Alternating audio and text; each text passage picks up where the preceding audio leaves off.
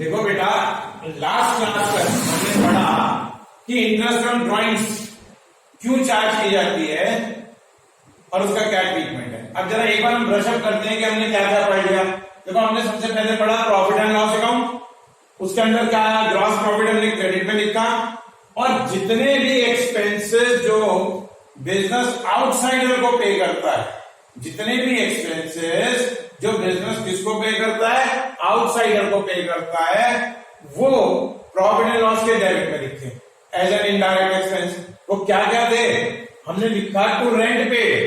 आगे बढ़ने की जरूरत नहीं कि लैंडलॉर्ड को दिया या आउटसाइडर को दिया या पार्टनर को दिया, क्योंकि यहाँ पार्टनर एज अ आउटसाइडर होता है, ठीक है ना। इसी तरह से इंटरेस्ट पेड ऑन लोन, आगे मत पढ़ो कि पार्टनर को दिया या मनी लेंडर को दिया, क्योंकि यहाँ पार्टनर की तरह नहीं ले रहा इंटरेस्ट, वो आउटसाइडर की तरह ही ले रहा है। फिर मैनेजर कमीशन, मैनेजर भी आउटसाइडर होता है, इसलिए यहां लिखा है, ठीक हो गया। अब देखो बाकी के अदर इनडायरेक्ट एक्सपेंस वो सब यहां गए। अब हमने देखा कि हमने क्रेडिट के टोटल में से डेबिट का टोटल माइनस किया, तो हमारे पास क्या निकल कर आ गया, नेट प्रॉफिट निकल कर आ गया।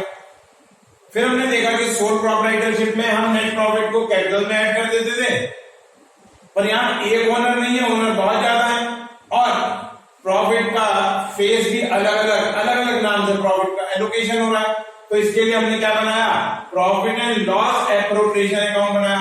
क्या बनाया, profit and loss appropriation account बनाया, और हमने यहाँ पे नेट प्रॉफिट लिख दिया और एलोकेट करना शुरू किया। लिखा इंटरेस्ट ऑन कैपिटल, मतलब प्रॉफिट हुआ तो उस प्रॉफिट में से जो प्रॉफिट का एक पार्ट है वो हमने इंटरेस्ट ऑन कैपिटल के रूप में दिया। लॉस होगा तो नहीं दे सकते, मैंने कहा प्रॉफिट का एक पार्ट, मतलब ये different parts of profit, name of profit है, आप समझ के चलिए, ठीक है। तो इंटरेस्ट ऑन कैपिटल दिया, ऐसे क्या दी, फिर सैलरी दी, जिस आदमी ने काम किया तो उसको सैलरी दी, जिसकी वजह से सेल्स इंक्रीज हुई उसको हमने कमीशन दिया। और ये जो नेट प्रॉफिट हुआ एलोकेशन के टाइम पे क्या हुआ, ये पार्टनर्स मेरे से प्रॉफिट मांगने के लिए आ गए कि सर मेरे हमारा प्रॉफिट दे दो। तो मैंने कहा नहीं, पहले आप एक काम करो, आप पहले मेरे पैसे दो। मैंने कहा आपको मैं पैसे बाद में दूंगा, आपको मैं प्रॉफिट बाद में दूंगा, और वो प्रॉफिट किसके रूप में दूंगा, इंटरेस्ट ऑन कैपिटल के रूप में दूंगा, सैलरी के रूप में दूंगा या कमीशन के रूप में दूंगा। आप पहले मेरे पैसे दो।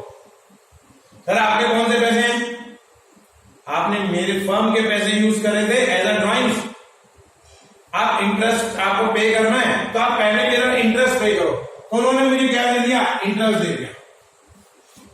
तो जिस पार्टनर ने फर्म से ड्राइंग्स प्रॉफिट का पार्ट यूज किया था एज अ ड्राइंग्स, उसने मुझे इंटरेस्ट पे कर दिया। पहले नेट प्रॉफिट आया, फिर उसने मुझे क्या पे कर दिया, इंटरेस्ट ऑन ड्राइंग्स पे कर दिया। तो ये जो टोटल प्रॉफिट आया ना, ये प्रॉफिट किसके अंदर डिस्ट्रीब्यूट होना चाहिए, पार्टनर्स के अंदर होना चाहिए। इस प्रॉफिट को किसके अंदर डिस्ट्रीब्यूट होना चाहिए, मतलब आफ्टर एडिंग ड्राइंग्स पे इंटरेस्ट ऐड होना चाहिए, इंटरेस्ट डिस्ट्रीब्यूट होगा।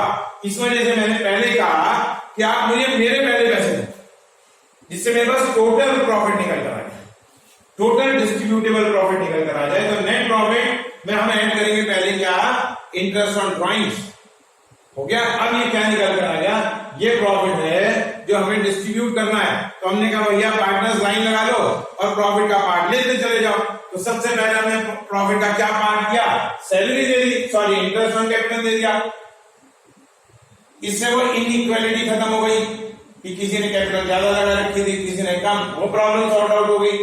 फिर हमने सैलरी दी उस पार्टनर को जिसने काम किया था, डिसीजन किए थे, एक्टिव पार्टनर था, तो उसकी प्रॉब्लम भी सॉर्ट आउट हो गई थी।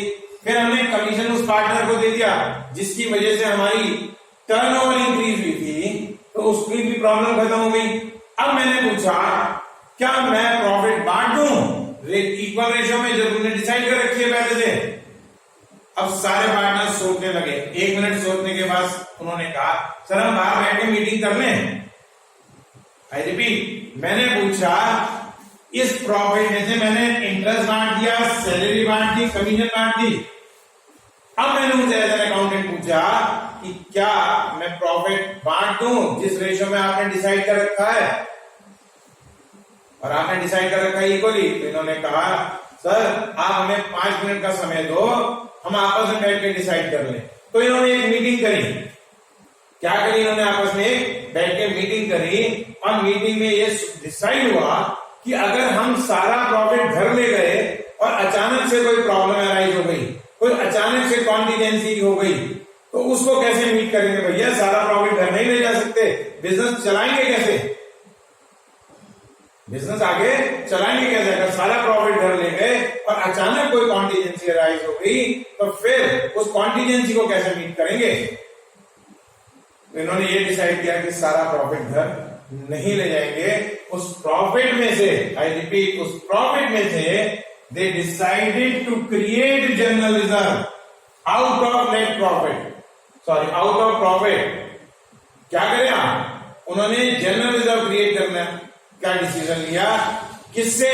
Out of profit. इसका मतलब general reserve is not an charge, it is an appropriation of profit.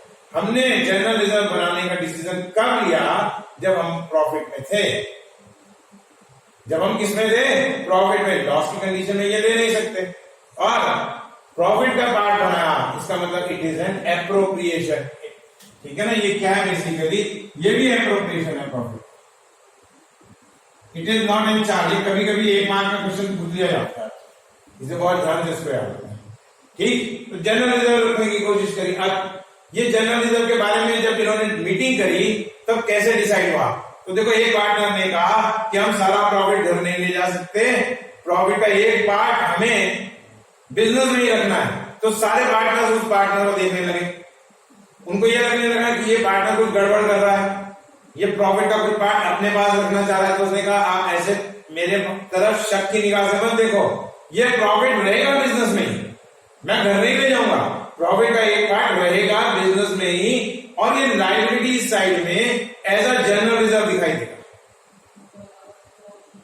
I repeat, ये प्रॉफिट रहेगा बिजनेस में ही और लायबिलिटी साइड में जनरल रिजर्व की तरह दिखाई देगा। ये बात आ गई समझ में? ठीक है, किसकी तरह दिखाई देगा? जनरल प्रॉफिट के लायबिलिटी में जनरल रिजर्व की तरह दिखाई देगा। तो ये हमने डिस्ट्रीब्यूशन ऑफ प्रॉफिट किया, ठीक है ना? और हमने जितना रिजर्व बनाया उससे प्रॉफिट नहीं कम हुआ, प्रॉफिट एज इट इज रहा, पर वो एलोकेशन हुआ, एलोकेटेड प्रॉफिट है। और ये यहां पर लिख दिया हमने जनरल रिजर्व, और ये लायबिलिटीज में दिखाई देता रहेगा जब तक इसका यूज नहीं होगा। ठीक है, as a general reserve. You got the point I want to say. अब आगे समझो। इसके बाद हमने कहा क्रेडिट, अब तो बांट दो। उन्होंने कहा हाँ सर अब कोई प्रॉब्लम नहीं, हमने सब डिसीजन ले लिए, अब आप बांट दो।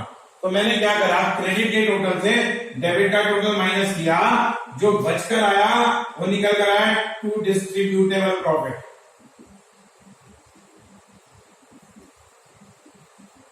क्या बचकर आया? To distributable profit. तो इस प्रॉफिट को मैं प्रॉफिट शेयरिंग रेशियो में डिस्ट्रीब्यूट करूंगा। जो भी इनकी pre decided profit sharing ratio होगी पार्टनर्स की, उसमें डिस्ट्रीब्यूट कर दूंगा। और अगर नहीं होगी रेशियो तो इक्वल कर दूंगा। अगर रेशियो नहीं दे रखी होगी तो कैसे डिस्ट्रीब्यूट करूंगा? इक्वल। अब आप मेरे को एक बात बताओ, जब हम लोग सोल प्रोप्राइटरशिप में फाइनल अकाउंट्स बनाते थे तो इस प्रॉफिट को कहां लिखते थे? बैलेंस शीट में लिखते थे। और बैलेंस शीट में कैसे लिखते थे? देखो, कैपिटल में नेट प्रॉफिट ऐड करते थे, नेट लॉस होता था तो क्या करते थे? माइनस। और क्या माइनस करते थे? ड्रॉइंग्स। हाँ सर, हम यही तो काम करते थे, पर क्या हम वहां कैपिटल अकाउंट मेंटेन करते थे? सर कैपिटल अकाउंट तो नहीं बनाते थे फाइनल अकाउंट में, पर अब हम यहां पर कैपिटल अकाउंट भी बनाएंगे। पार्टनरशिप में हम कैपिटल अकाउंट भी बनाएंगे। क्या हम सोल प्रोप्राइटरशिप में नहीं बना सकते थे? बना सकते थे, पर लेकिन ट्रांजैक्शन ज्यादा नहीं थी तो हमने ऐसे ही कर दिया। ट्रांजैक्शन ज्यादा नहीं थी, रिकॉर्ड मेंटेन करने की जरूरत नहीं पड़ रही थी, तो हमने कैपिटल अकाउंट डायरेक्टली कर दिया। पर पार्टनरशिप में हम कैपिटल अकाउंट भी बनाएंगे। क्यों बनाएंगे, कैसे बनाएंगे, और ये हम डिस्कस करेंगे नेक्स्ट